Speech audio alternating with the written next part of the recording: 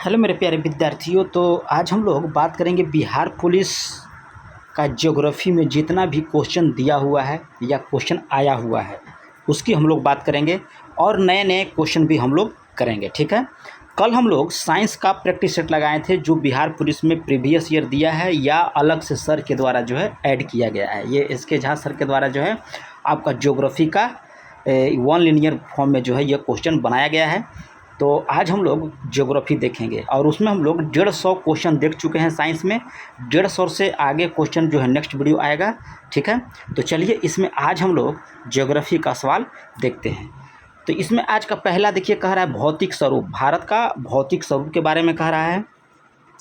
भारत के संपूर्ण क्षेत्रफल पर कह रहा है कि कितना प्रतिशत भूभाग मैदानी है। तो आप याद रखिएगा कि 43% क्षेत्र पर जो है भारत के आपका भूभाग है। ठीक है। पूर्व में कह रहा है कि भूमंडल पर केवल एक ही भूखंड था, उसे किस नाम से जाना जाता है? तो पैजिया के नाम से। याद रखिएगा कह रहा है कि पूर्व में भूमंडल पर केवल एक ही भूखंड था जिसे कह रहा है कि उसे किस नाम से जाना जाता है? तो उसको पैजिया के नाम से। शिवकिला दर्रा जो है भारत के किस राज्य में है? तो शिवकिला आपको पड़ता है हिमाचल प्रदेश में। आगे क्वेश्चन कह रहा है कि नाथुला दर्रा किस राज्य में स्थित है? तो नाथुला आपको पड़ता है सिक्किम में। माउंट एवरेस्ट की ऊंचाई कितनी है? तो 8,848। कहीं पे भी आपको 50 भी दिखने को मिलेगा तो वो भी आप लगा सकते हैं। 8,848 या 8,850 भी आप लगा सकते हैं। आगे कह रहा है कि भारत की सबसे लंबी चोटी कौन सी है? तो भारत की सबसे लंबी चोटी आपका हो जाएगा K2। भारत के दक्षिणतम बिंदु को क्या नाम से जाना जाता है? तो इंदिरा पॉइंट। याद रखिएगा भारत के जो सबसे दक्षिणतम बिंदु है आपका इंदिरा पॉइंट है। नेक्स्ट क्वेश्चन यहाँ पे दिया है, कह रहा है कि विश्व प्रसिद्ध कांगड़ा एवं कुल्लू घाटी स्थित है आपको मध्य हिमालय या लघु हिमालय में। याद रखिएगा कांगड़ा और कुल्लू घाटी पूछ रहा है। और आप जितना हो सके आप प्रैक्टिस सेट लगाइए। नया क्वेश्चन पढ़ने की कोशिश मत कीजिए क्योंकि आपके पास टाइम नहीं बचा है। नया क्वेश्चन पढ़िएगा तो दिमाग जो है आपका ख़राब हो जाएगा। इसलिए जितना हो सके आप पिछला प्रैक्टिस सेट पढ़िए ताकि अंदर से आपका कॉन्फिडेंस जगे और आप एग्ज़ाम में अच्छा स्कोर करके आएँ। ठीक है। तो जितना हो सके आप प्रैक्टिस कीजिए, चाहे वीडियो के माध्यम से करना हो या आप अपना नोट्स बनाए हैं उससे कीजिए। ठीक है। विश्व प्रसिद्ध कश्मीर घाटी और डल झील अभ्यारण्य आपका कहाँ पे है? तो बृहद हिमालय और पीर पंचाल के बीच स्थित है। आप वीडियो के माध्यम से अगर प्रैक्टिस सेट लगाते हैं तो आपको सारा सब्जेक्ट जो है और क्या बोलते हैं सारा चैप्टर क्लियर हो जाएगा। ठीक है। तो वीडियो लगाने से आपका वीडियो से प्रैक्टिस लगाने से एक ही फ़ायदा होता है कि आपका ज्योग्राफी का जैसा सेट लगा रहे हैं तो ज्योग्राफी के ऑल चैप्टर से आपको यहाँ पे क्वेश्चन देखने को मिलेगा। और अगर आप नोट्स बनाए होंगे तो उससे में क्या होगा कि आप एक एक चैप्टर के लिए बनाए होंगे। ठीक है। तो उसमें आपको ज़्यादा समय लगेगा। इसलिए आप वीडियो के माध्यम से जितना सेट प्रैक्टिस हम दे रहे हैं उसको आप अच्छे से लगाते चलिए। नेक्स्ट क्वेश्चन यहाँ पर दिया है कि कश्मीर हिमालय में हिमनद चिकनी मिट्टी के मोटे निक्षेप तथा दूसरे पदार्थों को हिमोड के रूप में कह रहा है कि जमाव को क्या कहा जाता है? तो आपको करेवा बोला जाता है। प्रसिद्ध फूलों की घाटी कह रहा है कि किस पर्वतीय क्षेत्र में स्थित है? तो आपको उत्तराखंड हिमालय क्षेत्र में स्थित है। याद रखिएगा फूलों की घाटी चमोली पड़ता है ऐसे। ठीक है।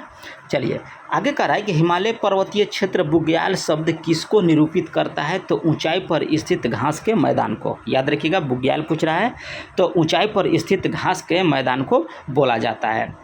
द्वार स्थलाकृति पाई जाती है सिक्किम और दार्जिलिंग हिमालय में।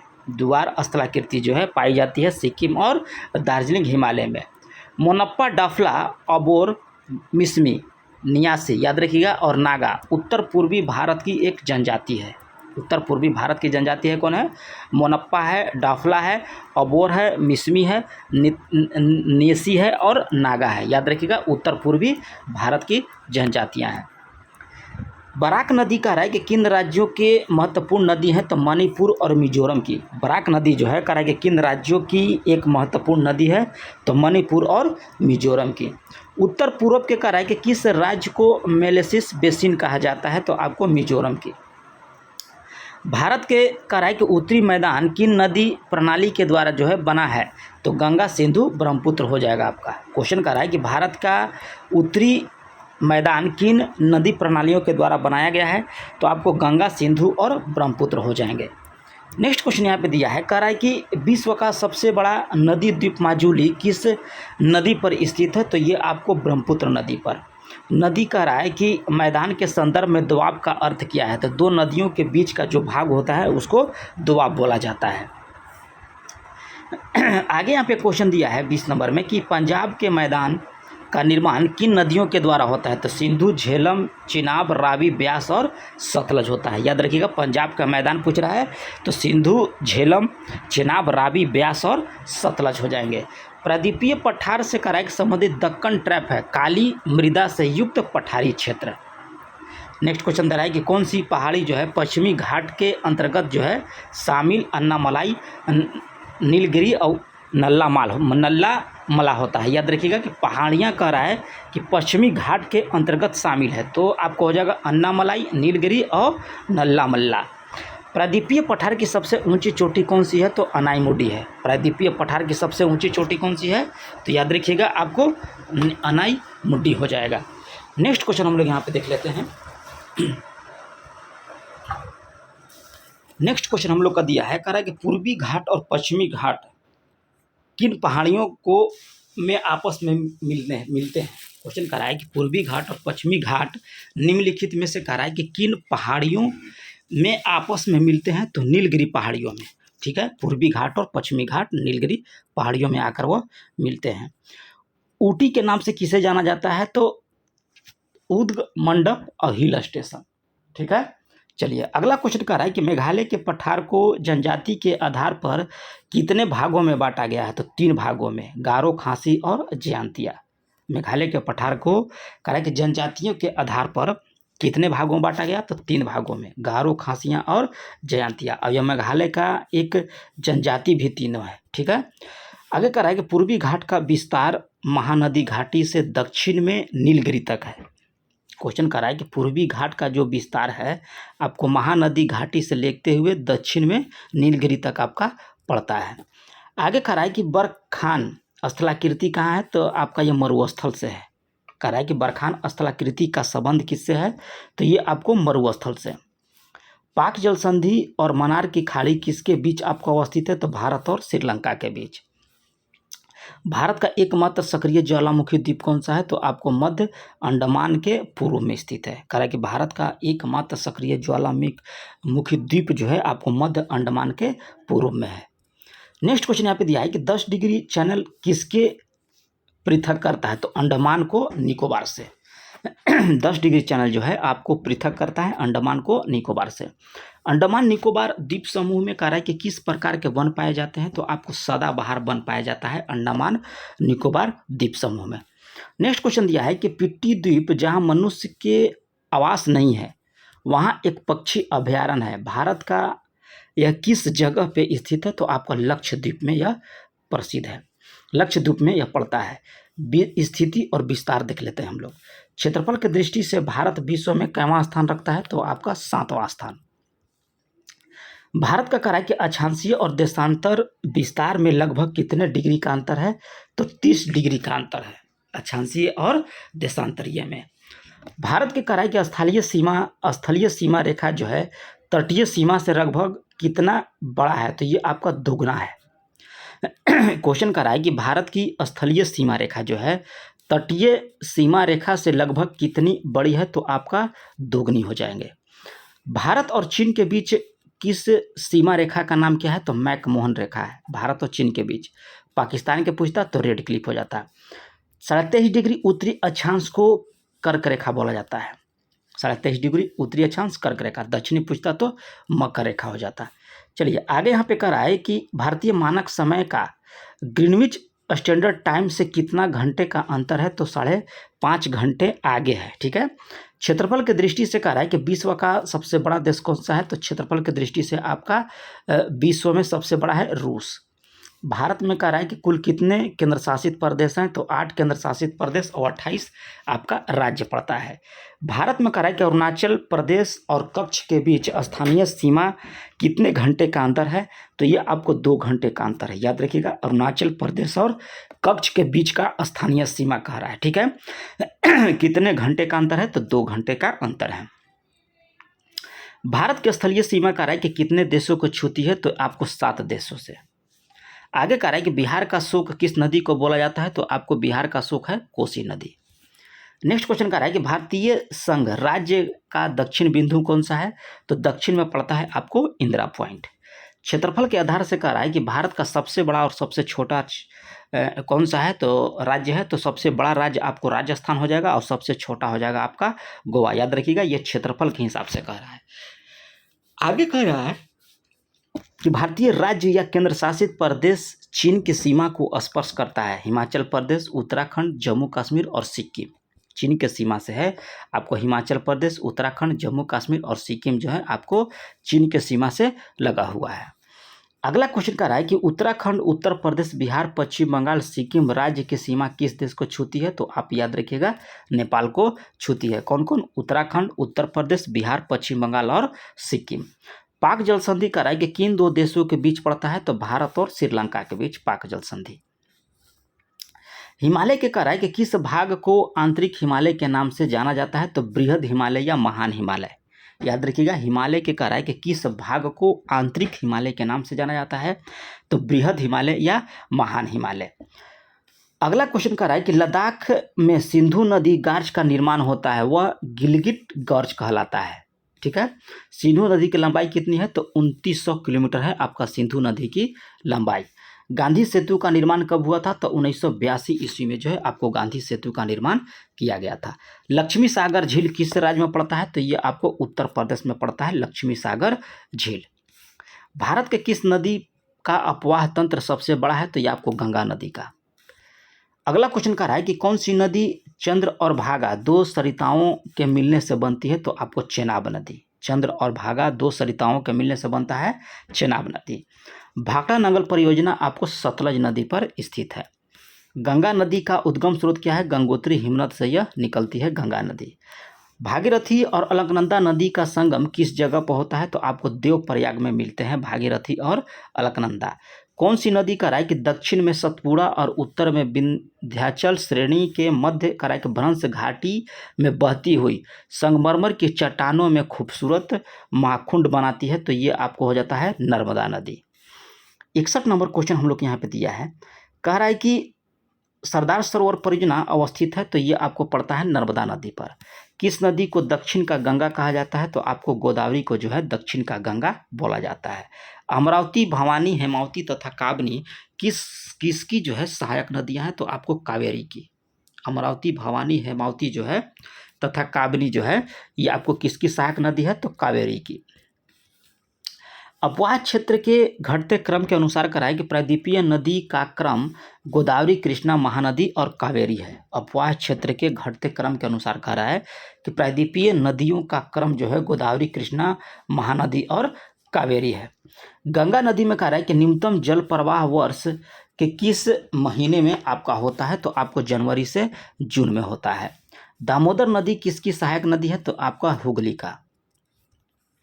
भारत का कौन सा जलप्रपात जो है श्रावती नदी पर स्थित है, तो जोग प्रपात जो है आपको श्रावती नदी पर स्थित है। मानव निर्मित गोविंद सागर झील का संबंध किस परियोजना से है, तो भाखड़ा नंगल परियोजना से है आपका गोविंद सागर झील। यहाँ पर देख लेते हैं जलवायु। 1 वर्ष के दौरान हवाओं की दिशा में ऋतु के अनुसार कह रहा है कि परिवर्तन को किस रूप में जाना जाता है, तो ये आपको मानसून के नाम से। क्वेश्चन कह रहा है कि 1 वर्ष के दौरान हवाओं की दिशा में ऋतु के अनुसार परिवर्तन को क्या मतलब किस रूप में जाना जाता है, तो आपको मानसून के नाम से। आंधियों को कह रहा है कि किस राज्य में आम की बौछार हो जाता है, तो आपको कर्नाटक में। विश्व में सबसे अधिक वर्षा किस राज्य में होती है, तो विश्व में सबसे अधिक वर्षा आपको मेघालय में होगा। अगला क्वेश्चन कह रहा है कि भारत में भौगोलिक दृष्टि से ऋतु मुख्यतः कितने प्रकार की होती हैं, तो आपको 4 प्रकार की होती हैं भारत में ऋतु। सुंदरबन डेल्टा कहाँ स्थित है, तो ये आपको पड़ता है पश्चिम बंगाल में। और अभी तक अगर आप लोग चैनल को सब्सक्राइब नहीं किए होंगे तो कर लीजिए और बेल आइकन को दबा लीजिए, ठीक है। भारत के कह रहा है कि उत्तर पश्चिमी भाग में शीत ऋतु में होने वाली वर्षा के लिए उत्तरदायित्व क्या है, तो पश्चिमी विक्षोभ आपको होता है। उत्तर पश्चिमी भाग में जो शीत ऋतु में वर्षा होती है उसका कारण क्या है, तो पश्चिमी विक्षोभ के कारण। भारत में मानसून में प्रस्फोट यानी कि फटने के लिए किसके जिम्मेदार माना जाता है, तो पूर्वी जेट प्रवाह का। आगे क्वेश्चन कर रहा है कि भारतीय मानसून की अरब सागर शाखा एवं बंगाल की खाड़ी शाखा मिलती है गंगा के मैदान के उत्तर पश्चिमी भाग में। मराठावाड़ा, पुणे और बेंगलुरु में कह रहा है कि कम वर्षा होने के प्रमुख कारण क्या है? तो यह क्षेत्र पश्चिमी घाट के वृष्टि छाया क्षेत्र में आपका स्थित है। यही कारण है कि आपका मारवाड़, पुणे और बेंगलुरु में जो है कम वर्षा होता है। नेक्स्ट क्वेश्चन यहाँ दिया है कि तमिलनाडु में वर्षा जो होती है आपको उत्तर पूर्वी मानसून के कारण आपका होता है तमिलनाडु में वर्षा। भारतीय उपमहाद्वीप में मानसून के निर्वहन का प्रमुख कारण क्या है? तो आपका उत्तर पूर्वी मानसून हो जाता है। कार्तिक मास की उष्मा का संबंध किससे है? तो मानसून के निर्वर्तन से। अगला क्वेश्चन कह रहा है कि शीत ऋतु में गोदावरी, कृष्णा, कावेरी नदियों के डेल्टाई प्रदेशों में आने वाले उष्णकटिबंधीय चक्रवात किस सागर या महासागर में उत्पन्न होते हैं? तो ये आपको उत्पन्न होते हैं अंडमान सागर में। ठीक है, चलिए आगे क्वेश्चन हम लोग यहाँ पे देख लेंगे। आम्र वर्षा यानी कि तूफान किस ऋतु का है? तो उससे लाभवंती फसल है तो ग्रीष्म ऋतु का है। ठीक है, और ये आम के फसल के लिए जो है आपको लाभदायक होता है। कोपेन के जलवायु वर्गीकरण के अनुसार कह रहा है कि भारत में शुष्क ग्रीष्म ऋतु वाली मानसून प्रकार की जलवायु कहाँ पाई जाती है? तो आपको तमिलनाडु के कोरोमंडल तट में। अगला क्वेश्चन यह है प्राकृतिक और वनस्पति एवं वन्य प्राणी से। जन्म के आधार पर कह रहा है कि वनस्पति को कितने भागों में बांटा गया है? तो आपको 2 भागों में बांटा गया है। सिंकोना की छाल का उपयोग किस रोग के लिए किया जाता है? तो आपको मलेरिया के उपचार के लिए किया जाता है। कांवर झील बिहार के किस जिले में पड़ता है? तो आपको ये कांवर झील बेगूसराय में पड़ता है। वह वनस्पति जो अपने आप पैदा होती है और लंबे समय तक बिना किसी मानवीय हस्तक्षेप के उगती है, इस प्रकार की वनस्पति को क्या कहते हैं? तो अक्षत वनवेशन का यानी कि वर्जिन वेजिटेशन बोला जाता है। भारत में सर्वाधिक क्षेत्र पर कह रहा है कि किस प्रकार के वनों का विस्तार है? तो उष्णकटिबंधीय पर्णपाती वन का। नेक्स्ट क्वेश्चन कह रहा है कि चंदन, आंवला, महुआ, सागौन, बांस आदि प्रजातियां वृक्ष किस प्रकार के वन में पाए जाते हैं? तो शुष्क पर्णपाती वन में आपको यह पाए जाएंगे। नेक्स्ट क्वेश्चन कह रहा है कि बहुमूल्य वृक्ष प्रजाति देवदार के वन पाए जाते हैं आपको पश्चिमी हिमालय में। ठीक है, चलिए अगला क्वेश्चन कह रहा है कि पर्यावरणीय, सामाजिक और ग्रामीण विकास में मदद के उद्देश्य से वनों का प्रबंधन और संरक्षण तथा ऊसर भूमि पर वनरोपण किसको परिभाषित करता है? तो आपको सामाजिक वानिकी का। आगे यहाँ पे दिया है क्वेश्चन, कह रहा है कि कितना हम लोग यहाँ पे देख लिए, यहाँ पे 92। ठीक है, 93 क्वेश्चन हम लोग यहाँ पे देख लेते हैं। कह रहा है कि भारत का पहला जैवमंडल रिजर्व कौन सा है? तो नीलगिरी जैवमंडल रिजर्व है। भारत का पहला जैवमंडल रिजर्व कौन सा है? तो नीलगिरी जैवमंडल रिजर्व। नोकरेक जैवमंडल रिजर्व मेघालय की किन पहाड़ियों का हिस्सा है? तो आपको गारो पहाड़ियों का। जनसंख्या से हम लोग देख लेते हैं। कह रहा है कि भारत में सर्वप्रथम जनगणना कब हुआ था? तो 1872 ईस्वी में जो है भारत में जनगणना हुआ था। ठीक है, लेकिन नियमित जनगणना कहेगा तो 1881 ईस्वी में। 2011 की जनगणना के अनुसार भारत का लिंगानुपात कितना है? तो 943 है। जनसंख्या के अध्ययन को क्या कहते हैं? तो आपको डेमोग्राफी बोला जाता है। आगे कह रहा है कि भारत के पड़ोसी देश हैं, तो पशुपतिनाथ मंदिर कहाँ है? तो आपको यह नेपाल में पड़ता है। भारत के 7 पड़ोसी देश कौन से हैं? तो आपको पाकिस्तान हो जाएगा, अफगानिस्तान, नेपाल, चीन, भूटान, म्यांमार और बांग्लादेश है। याद रखिएगा भारत के 7 पड़ोसी देश कौन कौन से हैं? तो आपको पाकिस्तान, अफगानिस्तान, नेपाल, चीन, भूटान, म्यांमार और बांग्लादेश। आगे क्वेश्चन कर रहा है कि पाकिस्तान के साथ सीमा साझा करने वाला कितने राज्य या केंद्र शासित प्रदेश है? तो आपको 5 राज्य और केंद्र शासित प्रदेश हैं आपको पाकिस्तान के साथ। अफगानिस्तान के साथ सीमा साझा करने वाला एकमात्र राज्य कौन सा है? तो आपको हो जाएगा लद्दाख। क्षेत्रीय अध्ययन हम लोग यहाँ पे देख लेते हैं। भारत के सबसे कम सीमा साझा किस देश के साथ होता है? तो आपको अफगानिस्तान के साथ। सबसे अधिक पूछता तो बांग्लादेश के साथ। भूमिगत जल स्तर में गिरावट के कितने कारण हो सकते हैं? तो 3 कारण, जनसंख्या, उद्योग और कृषि। ठीक है, जल स्तर गिरने के कारण। चलिए यहाँ पे हम लोग देख लिए। अब इसी में आपका है क्वेश्चन नंबर 1 भारत संसाधन और उपयोग का। ठीक है, तो काली मिट्टी का दूसरा नाम क्या है? तो आपको रेगुर मिट्टी नाम है काली मिट्टी का दूसरा नाम। किसने कहा था कि संसाधन होते नहीं हैं बनते हैं? तो आपका जिमरमैन के द्वारा यह बोला गया था कि संसाधन होते नहीं बल्कि बनते हैं। उत्पत्ति के आधार पर संसाधन कितने प्रकार के होते हैं? तो आपको 2 प्रकार के होते हैं उत्पत्ति के हिसाब से। उपयोगिता के आधार पर कहा है कि संसाधन कितने प्रकार के होंगे? तो उपयोगिता के आधार पर संसाधन जो हैं 3 प्रकार के होते हैं। स्वामित्व के आधार पर संसाधन कितने प्रकार के होंगे? तो आपको 4 प्रकार के। विकास की स्थिति के आधार पर कहा है कि संसाधन कितने प्रकार के होते हैं? तो ये आपको 4 प्रकार के होते हैं विकास की स्थिति में। और स्वामित्व के आधार पर भी याद रखिएगा कि 4 प्रकार के होगा। और उपयोगिता के आधार पर संसाधन जो है आपको 3 प्रकार का होता है। सौर ऊर्जा कह रहा है कि किस प्रकार का संसाधन है? तो आपको नवीकरणीय संसाधन है आपका सौर ऊर्जा। डाकुओं की अर्थव्यवस्था का संबंध किससे है? तो संसाधन के दोहन से आपका है। प्रथम पृथ्वी सम्मेलन कब और कहाँ हुआ था? तो 1992 ईस्वी में रियो ब्राजील में हुआ था आपका प्रथम पृथ्वी सम्मेलन। याद रखिएगा 1992 रियो कहाँ है? तो आपको ब्राजील में पड़ता है। तृतीय पृथ्वी सम्मेलन का आयोजन कब हुआ? तो 2002 में आपको रियो डी जेनेरियो में हुआ था। क्योटो सम्मेलन का मुख्य उद्देश्य क्या है? तो आपको ग्लोबल वार्मिंग से है। क्योटो प्रोटोकॉल जो होता है आपको यह है आपको ग्लोबल वार्मिंग से। ग्लोबल वार्मिंग का घटक कौन सा नहीं है? तो आपको नाइट्रोजन नहीं आता है। ठीक है, चलिए अगला क्वेश्चन है कि तट रेखा से कितने किलोमीटर क्षेत्र सीमा अन्य आर्थिक क्षेत्र यानी कि EEZ कहते हैं? तो आपको 200 किलोमीटर। कोयला किस प्रकार का संसाधन है? तो आपको अनवीकरणीय संसाधन है आपका कोयला। द्वितीय कह रहा है कि पृथ्वी सम्मेलन कब और कहाँ हुआ था? तो 2012 ईस्वी में जोहान्सबर्ग दक्षिण अफ्रीका में आपका हुआ था द्वितीय पृथ्वी सम्मेलन। क्योटो सम्मेलन का मुख्य उद्देश्य क्या है? तो आपको वाणिज्यिक से है। क्योटो सम्मेलन का मुख्य उद्देश्य जो है वाणिज्यिक से है। विश्व पर्यावरण दिवस कब मनाया जाता है? तो आपको 5 जून को मनाया जाता है विश्व पर्यावरण दिवस। हमारे पास पेट भरने के लिए बहुत कुछ है लेकिन पेटी भरने के लिए नहीं है, यह कथन किसका है? तो ये आपको महात्मा गांधी का है। नर्मदा बचाओ अभियान का नेतृत्व किसने किया था? तो मेघा पाटकर के द्वारा। चिपकू आंदोलन सुंदरलाल बहुगुणों के द्वारा है। अगला क्वेश्चन का रहा है कि समुद्री सीमा क्षेत्र से राजनीतिक सीमा के अंदर कितने किलोमीटर तक राष्ट्रीय आपदा निहित है? तो आपका 200 किलोमीटर। मनुष्य और वनस्पति जात प्राणी जात किस प्रकार के संसाधन है? तो आपको यह जैव संसाधन के अंतर्गत आ जाते हैं। एजेंडा 21 की घोषणा किस सम्मेलन में किया गया था? तो पृथ्वी शिखर सम्मेलन वार्ता। याद रखिएगा एजेंडा 21। आगे क्वेश्चन यहाँ पे दिया है। अगला क्वेश्चन कर रहा है कि वेटलैंड आयोग रिपोर्ट का संबंध कर रहा है किससे है? तो सतत पोषणीय विकास से है। पंजाब में कह रहा है कि भूमि निम्नीकरण का निम्नलिखित में से मुख्य कारण क्या है? तो अधिक सिंचाई।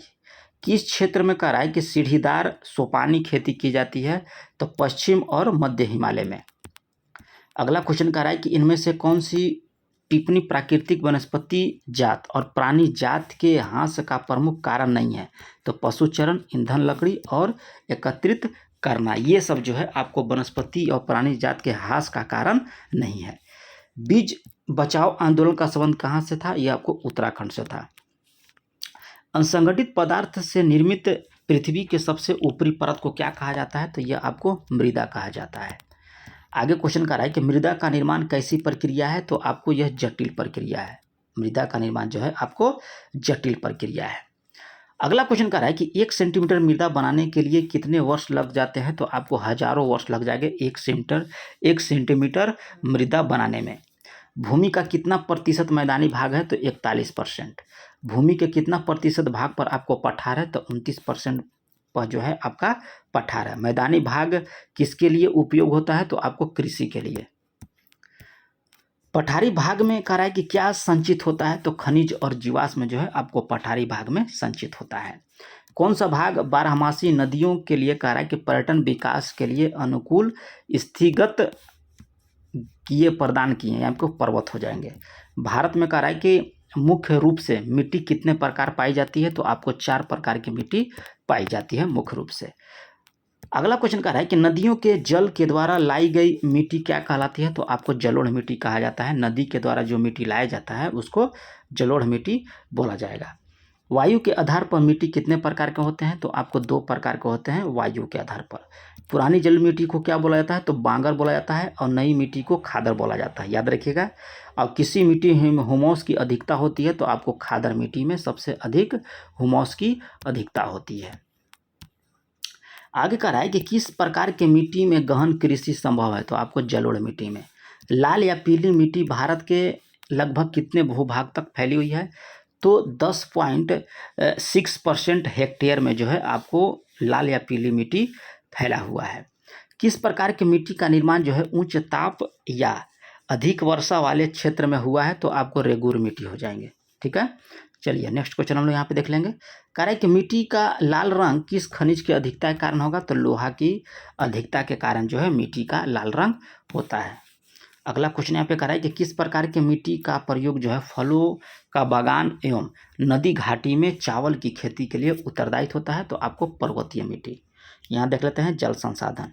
बृहद क्षेत्र में कह रहा है कि जल की उपस्थिति के कारण पृथ्वी को कहते हैं आपका नील ग्रह, नीला ग्रह, जल की उपस्थिति के कारण। आगे कह रहा है कि कुल जल का कितना प्रतिशत भाग जो है महासागर में निहित है? तो 96.6% जो है आपको महासागर में निहित है। देश में कह रहा है कि बैराजाओं को किसने भारत का मंदिर कहा था? तो पंडित नेहरू के द्वारा कह रहा था कि देश में बैराजो यानी कि जितना भी बांध है उसको भारत का मंदिर कहा है पंडित जवाहरलाल नेहरू के द्वारा। आगे यहाँ पे दिया है क्वेश्चन में, कह रहा है कि प्राणियों के शरीर में कितना प्रतिशत जल की मात्रा होती है? तो यहाँ पे 60 दिया है, लेकिन ऐसे मान के चलिए 80% तक होता है। कह रहा है कि बिहार के सबसे प्राचीन नदी घाटी परियोजना कौन सी है? तो आपको सोन नदी घाटी परियोजना है सबसे प्राचीन। आगे क्वेश्चन कह रहा है कि इंदिरा गांधी नहर परियोजना स्थित है, तो ये आपको राजस्थान में। भूमिगत जल का कितना प्रतिशत भाग वर्षा जल का संचय करता है? तो आपको 22%। राष्ट्रीय जल नीति कब स्वीकृति मिली थी? तो सितंबर 1987 ईस्वी को जो है राष्ट्रीय जल नीति को स्वीकृति मिली थी, याद रखिएगा, सितंबर 1987 में। भारत में कह रहा है कि कुल विद्युत का कितना भाग जल विद्युत से आपको प्राप्त होता है? तो आपको 22%। सरदार सरोवर बांध किस नदी पर है? तो आपको नर्मदा नदी पर। किस नदी पर जल का भंडार क्षमता सर्वाधिक है? तो आपको गंगा नदी। अगला क्वेश्चन कह रहा है कि भारत का सबसे ऊंचा गुरुत्वाकर्षण बांध कौन सा है? तो श्रीशैलम बांध है, ठीक है। गुरुत्वाकर्षण बांध पूछ रहा है तो श्रीशैलम बांध हो जाएंगे। विश्व का कितना प्रतिशत जल स्वच्छ है? तो 2.5% ही विश्व में जो है आपका पानी जो है स्वच्छ या पीने योग्य है। पृथ्वी की सतह का कितना भाग जो है जल से ढका हुआ है? तो 3/4 भाग जो है आपको जल से ढका हुआ है, याद रखिएगा, 3/4 भाग। पूरे विश्व के कह रहा है कि कुल जल आयतन का कितना प्रतिशत मृदा जल है? तो 2.5% जो है आपको मृदु जल में आता है पूरे विश्व का। भूमिगत स्वच्छ जल के रूप में कितना उपलब्ध है? तो आपको 25%। आगे क्वेश्चन कर रहा है कि उत्तर बिहार में कब नेपाल स्थित बैराज परियोजना द्वारा छोड़े गए जल से बाढ़ विभीषिका मंजर देखने को मिला था? तो आपको 2007 में। जल के अति दोहन से किसमें वृद्धि हुई? आर्सेनिक का। किस पूर्व राष्ट्रपति के द्वारा जल मिशन देकर भूमि जल पूर्ति पर जो है बल दिया गया? तो अब्दुल कलाम आजाद के द्वारा। अगला क्वेश्चन कर रहा है कि सलाल प्रोजेक्ट किससे संबंधित है? तो आपको चेनाब नदी से। सलाल प्रोजेक्ट का संबंध कर रहा है कि किस नदी से है? तो आपका चेनाब नदी से। वर्षा जल संग्रहण के तरीका खाड़िन मित्र और जोहाड़ भारत के किस राज्य में प्रचलित है? तो आपको राजस्थान में। यहाँ पे अगला है वन एवं वन प्राणी संसाधन, ठीक है। चलिए भारत में कह रहा है कि 2011 में कितने प्रतिशत भौगोलिक क्षेत्र में कह रहा है कि वन का विस्तार है? तो 24.62%, ठीक है। चलिए आगे क्वेश्चन हम लोग यहाँ पे देख लेंगे। अगला क्वेश्चन यहाँ पे दिया है, कह रहा है कि अपने कुल भौगोलिक क्षेत्र का प्रतिशत के रूप में वन आवरण मामले में शीर्ष राज्य कौन सा है? तो आपका मिजोरम। बिहार में कितना प्रतिशत भौगोलिक क्षेत्र में वन का फैलाव है? तो 6.1% पर जो है आपका वन का फैलाव है। पूर्वोत्तर राज्य में के कह रहा है कि 188 आदिवासी जिलों में कह रहा है कि देश के कुल क्षेत्रफल का कितना प्रतिशत आपका वन है? तो 60.11% पे। किस राज्य में कह रहा है कि वन का सबसे अधिक विस्तार है? तो आपको मध्य प्रदेश में सबसे अधिक बंगल या वन या जंगल है। वन संरक्षण एवं प्रबंधन दृष्टि से वनों को वर्गीकृत किया गया है आपको 3 वर्गों में।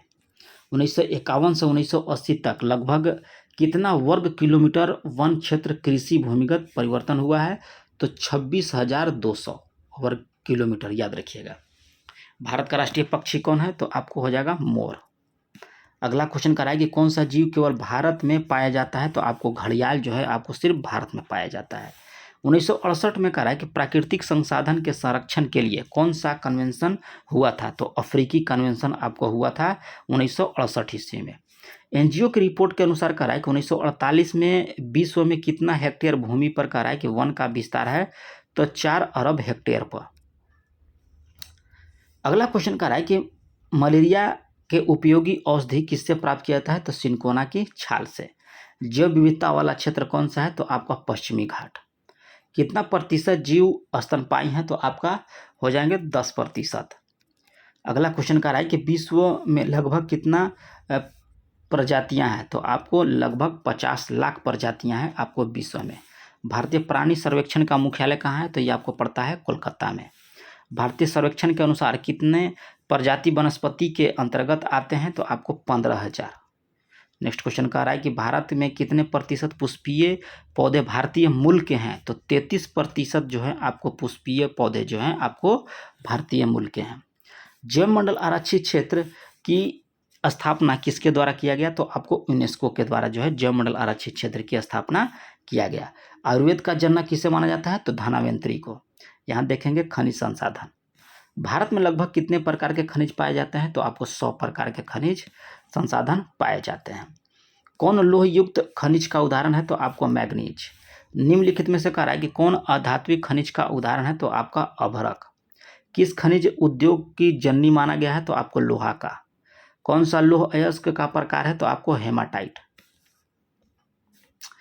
आगे क्वेश्चन यहाँ पे दिया है, कह रहा है कि सर्वाधिक लोहा उत्पादक राज्य कौन सा है? तो सर्वाधिक लोहा उत्पादक राज्य आपको पड़ता है झारखंड। छत्तीसगढ़ भारत का कितना प्रतिशत लोह अयस्क का उत्पादन करता है? तो आपको 30%। मैग्नीज उत्पादन में कह रहा है कि भारत विश्व में कैवां स्थान रखता है? तो आपको 4था स्थान। 1 टन इस्पात बनाने के लिए कितने मैगजीन का उपयोग होता है? तो आपको 10 किलोग्राम। अगर 1 टन इस्पात बनाना है तो आपको मैग्नीज का 10 किलोग्राम आवश्यकता पड़ेगा। उड़ीसा में कह रहा है कि किस खनिज का सबसे बड़ा भंडार है? तो उड़ीसा में सबसे अधिक आपको पाया जाता है मैग्नीज। एल्युमिनियम बनाने के लिए कह रहा है कि किस खनिज की आवश्यकता पड़ती है? तो आपको बॉक्साइट का। और बॉक्साइट एल्युमिनियम का अयस्क भी है। देश में कह रहा है कि तांबे का कुल भंडार कितना है? तो 125 करोड़ टन जो है देश में तांबे का कुल भंडार है, 125 करोड़ टन। बिहार झारखंड देश का कितना प्रतिशत अभ्रक उत्पादन करता है? तो आपको 80%। सीमेंट उद्योग का कह रहा है कि सबसे प्रमुख कच्चा माल क्या है? तो आपको चूना पत्थर। कौन सा धातु कह रहा है कि बिजली का अच्छा संचालक होता है? तो आपको तांबा। हेमाटाइट अयस्क में कह रहा है कि लोहा अंश का प्रतिशत कितना है? तो 68% जो है आपको हेमाटाइट अयस्क में लोहा का प्रतिशत होता है, 68%। पीला अयस्क के उपनाम से कौन सा लोह अयस्क जाना जाता है? तो लिमोनाइट। पीला अयस्क के नाम से आपका लोहा का अयस्क है आपको लिमोनाइट। अगला क्वेश्चन यहाँ पे दिया है कि काला अयस्क के नाम से कौन सा अयस्क जाना जाता है? तो आपको मैग्नेटाइट को काला अयस्क के नाम से जाना जाता है। अलोह युक्त खनिज कौन सा है? तो आपको बॉक्साइट होता है अलोह, यानी कि लोहा नहीं है। कौन सा खनिज कह रहा है कि अपक्षित पदार्थ के अवशिष्ट भार को त्यागता हुए चट्टान में अपघटन से बनता है? तो यह आपको हो जाएगा बॉक्साइट। भारत के कह रहा है कि किस राज्य में रैट हॉल खनन किया जाता है? तो आपको मेघालय में। ठीक है, जैसे कि चूहा जो है बिल बनाकर मतलब निकालता है मिट्टी को, उसी तरह से जो है मेघालय में आदमी के द्वारा जो है यह किया जाता है रैट हॉल। किस लोहे अयस्क का उपयोग जो है विद्युत उद्योग में विशेष रूप से होता है? तो आपको हो जाएगा मैग्नेटाइट। अगला क्वेश्चन कह रहा है कि किन खदानों का लोह अयस्क विशाखापत्तनम से जापान तथा दक्षिण कोरिया में निर्यात किया जाता है? तो आपको बेलडीला खान के जो लोह अयस्क हैं आपको विशाखापट्टनम से जापान तथा दक्षिण कोरिया में जाता है। एल्युमिनियम धातु का सर्वाधिक निष्कर्षण किस अयस्क किया जाता है? तो आपको बॉक्साइट से। सर्वोत्तम गुण वाला कठोर कोयला कौन सा है? तो एंथ्रासाइट। अगला क्वेश्चन कह रहा है कि भारत के किस क्षेत्र में लिग्नाइट कोयले के प्रमुख भंडार मिलते हैं, तो आपको नवेली में। छत्तीसगढ़ का कोरबा किस खनिज के उत्पादन के लिए प्रसिद्ध है, तो आपको कोयला के लिए। अगला क्वेश्चन कह रहा है कि भारत में अधिकांश पेट्रोलियम पदार्थ किस युग की शैल संरचनाओं में पाया जाता है, तो आपको टर्सरी युग में। चलिए आगे क्वेश्चन हम लोग यहाँ पे देख लेंगे। यहाँ पे क्वेश्चन दिया है, कह रहा है कि केरल में पाई जाने वाली मोनोजाइट रेत का खनिज पाया जाता है, तो आपको थोरियम। किस राज्य में खनिज तेल का विशाल भंडार पाया जाता है, तो आपको असम में। भारत के किस स्थान पर कहा है कि पहला परमाणु ऊर्जा केंद्र स्थापित किया गया, तो ये आपको तारापुर महाराष्ट्र में। कौन सा ऊर्जा का स्रोत नवीकरणीय है, तो आपको सौर ऊर्जा। प्राथमिक ऊर्जा का उदाहरण नहीं है, तो विद्युत जो है आपको प्राथमिक ऊर्जा का उदाहरण नहीं है। ऊर्जा का गैर पारंपरिक स्रोत कौन सा है, तो आपको सौर ऊर्जा जो है गैर पारंपरिक स्रोत है।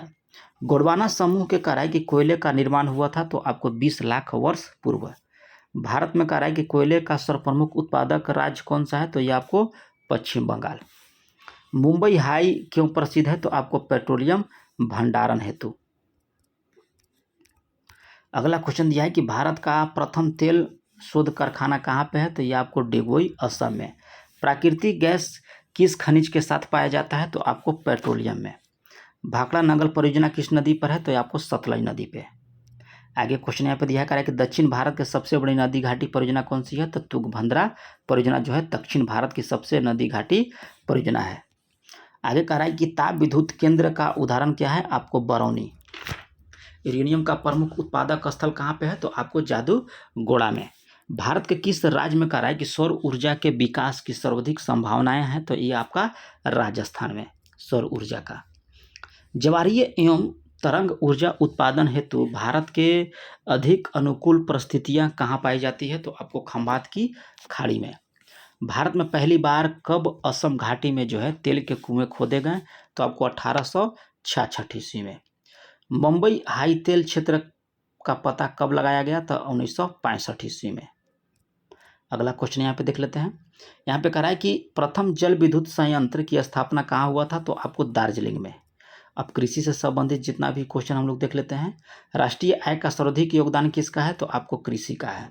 कितने प्रतिशत से कम वर्षा वाले क्षेत्र में शुष्क भूमि कहा जाता है, तो आपको 25 सेंटीमीटर से अगर कम वर्षा हो रहा है तो उसको शुष्क भूमि कहा जाता है। झूम खेती होती है आपका मणिपुर में। रबड़ की खेती कह रहा है कि किस राज्य में होती है, तो आपको केरल में होगा है रबड़ की खेती। जायद फसल का उदाहरण है आपका चाय। सर्वाधिक उपजाऊ मिट्टी कौन सी है, तो आपको जलोढ़ मिट्टी। चलिए आगे क्वेश्चन हम लोग यहाँ पे देख लेंगे। 142 नंबर। 142 में कह रहा है कि चावल के पकते समय कितना तापमान की आवश्यकता होती है, तो आपको 25 डिग्री सेंटीग्रेड। चावल की खेती के लिए उपयुक्त मैदान कौन सा होता है, तो गंगा सतलज का क्षेत्र जो है सबसे उपयुक्त स्थान माना जाता है चावल की खेती के लिए। ज्वार का कह रहा है कि सर्वाधिक उत्पादक राज्य कौन सा है, तो आपको महाराष्ट्र है ज्वार का। विश्व का सबसे अधिक पशुधन वाला देश तो आपको भारत है, इसलिए जानवरों का देश भी भारत को कहा जाता है। ऑपरेशन फ्लड किससे संबंधित है, तो आपको दुग्ध उत्पादन से। खाद्य सुरक्षा में कितने अंग हैं, तो आपको 3 अंग हैं। कृषि प्रदेश योजना की शुरुआत कब हुआ था, तो आपको 1980 ईस्वी में। अगला क्वेश्चन कह रहा है कि किस फसल को गोल्डन फाइबर कहा जाता है, तो आपको जूट के फसल को याद रखिएगा कि गोल्डन फाइबर बोला जाता है। कौन सी फसल अधिक दिन नमी बनाए रखती है, तो आपको कपास। आगे यहाँ पे कह रहा है कि कपास को तैयार होने में कितना समय लगता है, तो 6 माह से 8 माह तक जो है आपको कपास को तैयार होने में लगता है। उष्ण तथा उपोष्ण कटिबंधीय पौधा है, तो ये आपका है चाय। अगला क्वेश्चन कह रहा है कि उस कृषि प्रणाली को क्या कहते हैं जिसमें एक ही फसल लंबे चौड़े क्षेत्र में उगाई जाती है, तो आपको रोपण कृषि बोला जाता है।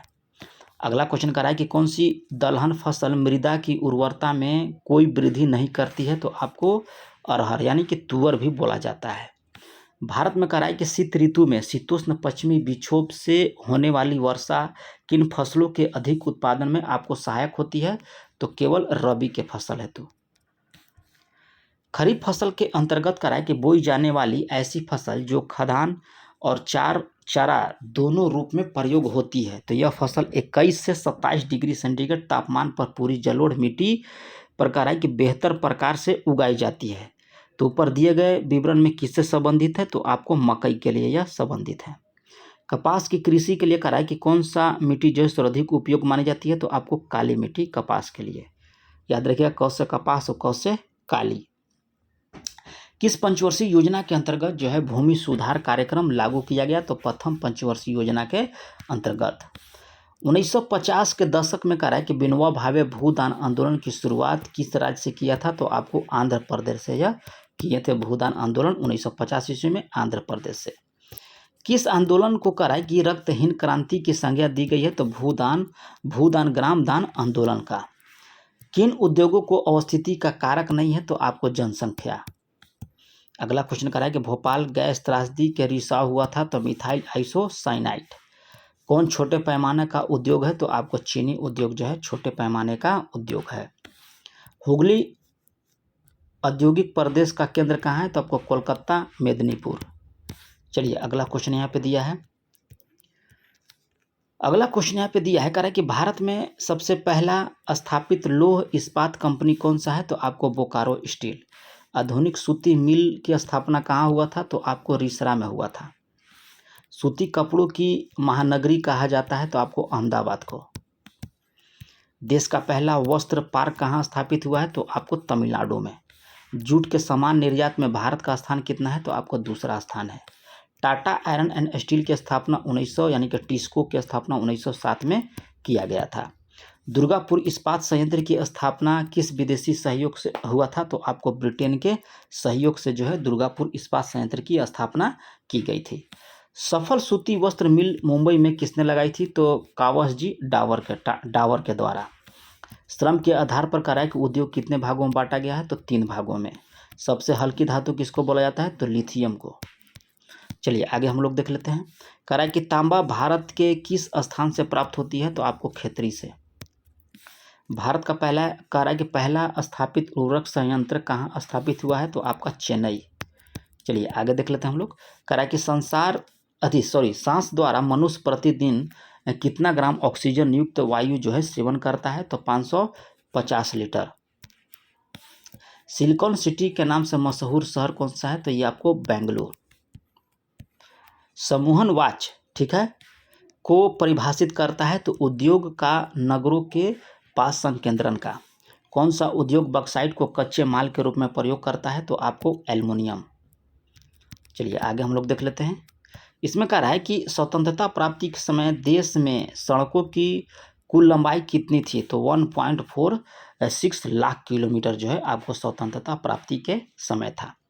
पक्की सड़कों की लंबाई की दृष्टि से प्रथम स्थान किस राज्य का है, तो आपको महाराष्ट्र का। कौन से सड़कों का एक वर्ग नहीं है, तो स्वर्णिम त्रिभुज राजमार्ग नहीं है। भारत में कह रहा है कि किन शहरों में मेट्रो रेल सेवा उपलब्ध नहीं है, तो रांची और भुवनेश्वर में। ऐसे बड़ी शहर है, लेकिन ऑप्शन के हिसाब से यह क्वेश्चन होगा, रांची और भुवनेश्वर हो जाएंगे। किस वर्ष इंडियन एयरलाइंस को इंडियन नाम दिया गया, तो 2005 ईस्वी में। भारतीय अंतर्देशीय जल मार्ग प्राधिकरण का गठन 1986 ईस्वी में किया गया था। याद रखिएगा 1986 NW। अगला कह रहा है कि इनौर पतन किस राज्य में है, तो ये आपको पड़ता है तमिलनाडु में। फाल्टा विशेष आर्थिक क्षेत्र कहाँ है, तो ये आपको पड़ता है पश्चिम बंगाल में। चलिए आगे हम लोग देख लेते हैं। अगला यहाँ पे दिया है कह रहा है कि देश का पहला अंतर्राष्ट्रीय स्तर का राजमार्ग है, तो ये आपको हो जाएगा मुंबई और पूना। ठीक है, देश का पहला अंतर्राष्ट्रीय स्तर पर राजमार्ग है। सीमा सड़क संगठन की स्थापना 1960 ईस्वी में किया गया था। पहली बार मुंबई से थाने के बीच रेल कब चली, तो 1853 ईस्वी में। रेल यात्री बीमा योजना 2016 ईस्वी में जो है शुरू किया गया है, मार्च 2016 में। देश में वायु परिवहन का सेवा कब आरंभ हुआ था, तो 1911 ईस्वी में। ऑल इंडिया रेडियो कब नाम रखा गया, तो 1936 ईस्वी में। ठीक है। संता क्रूज विशेष आर्थिक क्षेत्र कहाँ है, तो ये आपको महाराष्ट्र में है। भारतीय डाक विभाग की स्थापना कब हुआ था, तो 1854 ईस्वी में। नेक्स्ट क्वेश्चन कह रहा है कि स्वर्णिम चतुर्भुज महाराजमार्ग भारत के किन शहरों को कह रहा है कि आपस में जोड़ता है, तो दिल्ली, कोलकाता, चेन्नई और मुंबई हो जाएंगे। कौन सा राज्य कह रहा है कि जीरा विजयपुर जगदीशपुर पाइपलाइन से नहीं जुड़ा हुआ है तो आपको महाराष्ट्र। अगला क्वेश्चन दिया है कि कोसी नदी घाटी परियोजना कब आरंभ हुआ था तो 1954 ईस्वी में। गंडक परियोजना का निर्माण कब हुआ था तो वाल्मीकि नगर में हुआ था। आपको नगर नहरों द्वारा कराया कि सर्वाधिक सिंचाई किस जिले में होती है तो आपको पश्चिमी चंपारण में जो है नहर के द्वारा सर्वाधिक सिंचाई होती है। कुशेश्वर स्थान किस जिला में है तो आपको पड़ता है दरभंगा में। कांवर झील स्थित है आपको बेगूसराय में। संजय गांधी जैविक उद्यान किस नगर में है तो ये आप याद रखिएगा कि पटना में है आपका संजय गांधी उद्यान, ठीक है, जैविक उद्यान। और मेरे द्वारा डिस्कस किया जा रहा है, अच्छा लग रहा है तो चैनल को सब्सक्राइब कीजिए, बेल आइकन को दबा लीजिएगा। और थोड़ा सा फास्ट रिवीजन हम इसलिए कर रहे हैं क्योंकि आपके पास अब कुछ दिन का ही समय बचा है, ठीक है। अगर ज़्यादा हम लोग डिस्कस करेंगे तो आपका रिवीजन अच्छे से नहीं हो पाएगा, इसलिए हम लोग जो है चाहते हैं कि आपका जितने कम समय में ज़्यादा रिवीजन हो सके। क्वेश्चन कर रहा है कि बिहार कितना प्रतिशत आबादी जो है कृषि पर निर्भर है तो 80%। गंडक परियोजना एक संयुक्त परियोजना है भारत और नेपाल का। बिहार के कराए के वनों को कितना वर्गों में बांटा गया है तो 2 वर्गों में। बागमती परियोजना बिहार के किस जिले में है तो ये आपको सीतामढ़ी में है बागमती। आगे देख लेते क्या बोल रहा है। आगे कह रहा है कि बिहार का एकमात्र मुख्य पर्व कौन सा है तो आपको छठ है। पूर्व कोसी नहर कुल लंबाई कितनी है तो 44 किलोमीटर। सिंचाई के लिए प्रमुख साधन कौन सा है तो आपको नलकूप, ठीक है। त्रिवेणी नहर का निर्माण कब हुआ था तो 1979 में जो है आपको त्रिवेणी नहर का निर्माण हुआ है। उत्तरी गंगा के मैदान से हिमालय निकलने का कारण क्या है तो आपको सतत वाहिनी हो जाएंगे। उत्तरी गंगा के मैदान से कह रहा है कि हिमालय निकलने का कारण क्या है तो सतत वाहिनी। धरातीय जल का उदाहरण क्या है तो आपको नदियाँ। खरीफ फसल की बुआई किस माह में की जाती है तो आपको जुलाई माह में जो है खरीफ फसल बुआई जाएगी और नवंबर दिसंबर में जो है यह काट लिया जाता है। रबी फसल की बुआई किस माह में की जाती है तो आपको अक्टूबर में किया जाएगा और मार्च अप्रैल में जो है यह काट लिया जाता है। पाइराइट खनिज है आपका धात्विक, अधात्विक है पाइराइट। कहलगांव तापीय विद्युत परियोजना किस जिले में है तो आपको भागलपुर में। अगला क्वेश्चन कर रहा है कि कांटी तापीय विद्युत परियोजना किस जिले में है तो आपको मुजफ्फरपुर में है कांटी ताप विद्युत परियोजना। बिहार में कह रहा है कि BHPC द्वारा बृहद परियोजना की संख्या कितनी है तो आपको 13 है। बिहार में कह रहा है कि कार्यरत जल विद्युत परियोजना को कुल विद्युत उत्पादन क्षमता कितनी है तो 54.30 मेगावाट, 30 मेगावाट। किस धातु खनिज को कह रहा है कि ब्लैक लीड या प्लेबैंगो के नाम से जाना जाता है तो आपको ग्रेफाइट को। बिहार का प्रमुख तापीय विद्युत केंद्र कौन सा है तो आपको बरौनी। नबीनगर ताप विद्युत परियोजना कहाँ पे है तो ये पड़ता है आपको औरंगाबाद जिला में, यानी कि मेरे घर के पास ही है। Kahalgaon super thermal power plant की स्थापना कब किया गया था तो 1979 में किया गया था। गैर परंपरागत ऊर्जा का स्रोत का उदाहरण क्या है तो आपको सौर ऊर्जा आता है गैर परंपरागत स्रोत में, यानी कि गैर परंपरागत स्रोत उसको कहेंगे जो कभी समाप्त नहीं हो सकता, जैसे हवा कभी समाप्त नहीं होगा, सौर ऊर्जा कभी समाप्त नहीं हो सकता है। राजेंद्र सेतु का निर्माण कब किया गया तो 1959 ईस्वी में। परंपरागत ऊर्जा का उदाहरण क्या है आपको बिजली। पूर्व मध्य रेलवे का मुख्यालय कहाँ है तो ये आपको पड़ता है हाजीपुर में। पटना हवाई अड्डे का नाम क्या है तो जयप्रकाश नारायण हवाई अड्डा है। ग्रैंड ट्रंक रोड की लंबाई कितनी है तो 2400 किलोमीटर। रेलवे चक्का का निर्माण कहाँ होता है तो दियारपुर में होता है, दरियापुर में, याद रखिएगा चक्का कह रहा है रेलवे चक्का। डीजल इंजन का कार्यालय कहाँ पे है, कार्य कहाँ है तो जमालपुर में है डीजल इंजन। ऐसे तो आपको बनारस में ही पड़ता है। एशिया के प्रथम वर्कशॉप जमालपुर वर्कशॉप की स्थापना कब किया गया तो 1862 ईस्वी में किया गया था। बिहार के किस शहर में कांच उद्योग है तो आपको हाजीपुर में। सिगरेट का कारखाना कहाँ है तो आपको मुंगेर में है। और रेलवे वर्कशॉप कहाँ पड़ता है तो ये आपको जमालपुर में। खाद कारखाना कहाँ पे है तो आपको बरौनी में है। किस नगर में कह रहा है कि कालीन तैयार किया जाता है तो आपको ओबरा में कालीन तैयार किया जाता है। अशोक पेपर मिल कहाँ है तो आपको समस्तीपुर में। मंदार हिल किस जिले में है तो ये आपको बांका में पड़ता है। चलिए आगे क्वेश्चन हम लोग यहाँ पे देख लेंगे। यहाँ पे दिया है कि बिहार में रज्जू मार्ग कहाँ पे है तो आपको राजगीर में है, ठीक है। बिहार के सीमा में रेल मार्ग की कुल लंबाई कितनी है तो 6200 6,283 किलोमीटर है जो है आपको बिहार के कुल सीमा में जो है रेल मार्ग है 6,283। बिहार में रेल परिवहन की शुरुआत कब किया गया? तो 1860 में। बिहार में पहली rail line east India rail मार्ग है। ग्रैंड ट्रंक रोड राष्ट्रीय राजमार्ग की संख्या कितनी है? तो आपको 2 है। भारत में पहली चीनी उद्योग या मिल किस कंपनी के द्वारा और कब लगाया गया था? तो डच के द्वारा 1840 ईस्वी में। चूना पत्थर का खान किस जिले में किया जाता है? तो आपको कैमूर और रोहतास में। काष्ठ किससे प्राप्त होता है? तो आपको लुगदी से काष्ठ प्राप्त होता है। बंदूक का कारखाना कहाँ है? तो ये आपको पड़ता है मुंगेर में। कीटनाशक उद्योग कहाँ है? तो ये आपको पड़ता है पूर्णिया में। चलिए आगे कह रहा है कि किस जिले में प्लास्टिक उद्योग स्थित है? तो ये आपका कैमूर में है। किस स्थान पर आयुध कारखाना है? तो ये आपको राजगीर में पड़ता है आयुध कारखाना। जैविक खाद कारखाना कहाँ है? तो ये आपको चंडी में। नेक्स्ट क्वेश्चन देखते हैं कि बिहार में 2011 के हिसाब से कुल जनसंख्या कितना था? तो 10 करोड़ से अधिक था। 1991 और 2001 के दौरान जो है जनसंख्या वृद्धि दर कितनी रहा? तो 28.63%। सबसे अधिक आबादी वाला जिला कौन सा है? तो पटना है। विभाजित बिहार में एकमात्र नियोजित नगर था आपको टाटा नगर। -